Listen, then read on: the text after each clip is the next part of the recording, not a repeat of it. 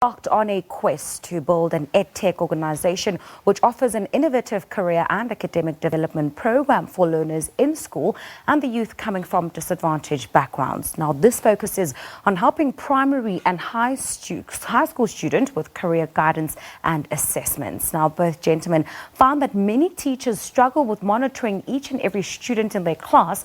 This is due to lack of mostly resources and time and too much work that needs to be done. So they developed an app for teachers and parents to help them to do their work very easily and closely monitor all their students' progress. And while they are here on the show this morning to talk about the work that they do, gentlemen, it's great to have you on the show. Thank you so much for coming. Morning. Thabiso, let me start with you. Tell us about the app and what exactly it specializes in. It focuses on actually helping learners transition from high school into your post-school institutions, such as universities, your TVETs, colleges. Because the biggest challenge learners have is actually choosing the right career and knowing which requirements are needed for them to qualify for enrollment. And another struggle, which is then funding. We connect them also to funding institutions. All right. Nathan, why was it so important for you guys to establish a tool that will make sort of everyone's lives easier? The parents, the teachers, and the students. Basically, it's because of our own personal experience. When we were in high school, we had no clue in terms of what to study. We were not exposed to the careers that are out there, and especially we were not exposed to the requirements. So what happened is we just went through high school, and then we started applying to institutions, and we got rejected. And only after then, we were able to understand that there's requirements, and we actually don't meet them.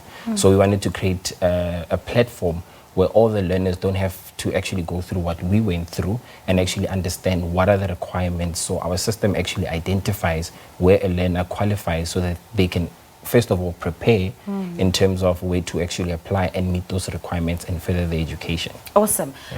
Nathan has just touched on the student element of it. Talk to us about the teacher element. How does this sort of assist the teacher and the parent? Yes, so with teachers, they've got a lot they need to do. And you find out some of the schools we go to, a teacher needs to take care of 150 learners. So for you to focus on each learner is difficult because some might be interested to go into engineering, some into accounting. So our system has actually made it very easy for the teachers to actually acquire all the relevant information for the learners. That is helping them now better support the learner. And actually we also track the learner's performance. So if a learner is not doing well in a certain subject, then we'll alert the teachers and then they will know how to respond to that. And parents as well, they can also get involved in this app? Yes, so it's used by parents, teachers and the students because why we actually brought all of them together is we need to bring a support around the learners where they will be able to transition and parents play a critical role in supporting the learners. Nathan, I want to talk about some of the areas that you think have been most beneficial or who have gained so much from this app. So I would say the areas are specifically the rural areas because what we realize is that a lot of rural areas are not supported in terms of career development. So then we created a foundation. And then we went, we've got a program, even last year we did it over 5 provinces in the country, where we actually helped learners from the rural areas in terms of developing their career from grade 8 up until grade 12. Nathan, I'm a bit concerned about adaptability, especially because you're speaking about the rural areas. How have the teachers been able to adapt and the parents been able to adapt? Because at the end of the day, this is an app, something that is foreign in a lot of places that don't have access in this country. Has there been any resistance or just a negative perception in terms of what this app can do? Yeah, so one of the things is we understood that there's no access in rural areas, but then we can't leave the rural areas behind because of no access. So we created an offline system which is paper-based, which communicates with our online system. So what we do is we do go to the rural areas and then we do capture data. So they fill out forms and then we do take it to our system. And then we capture that information and then it generates the reports that actually tell learners which universities and colleges they qualify for.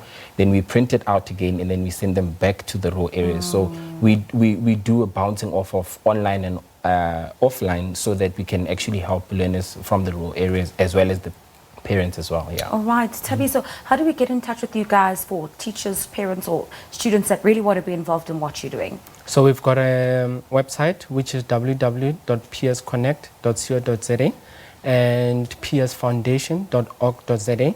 On social media, it's PS Connect and PS Foundation. So we are on Facebook, Instagram, and Twitter.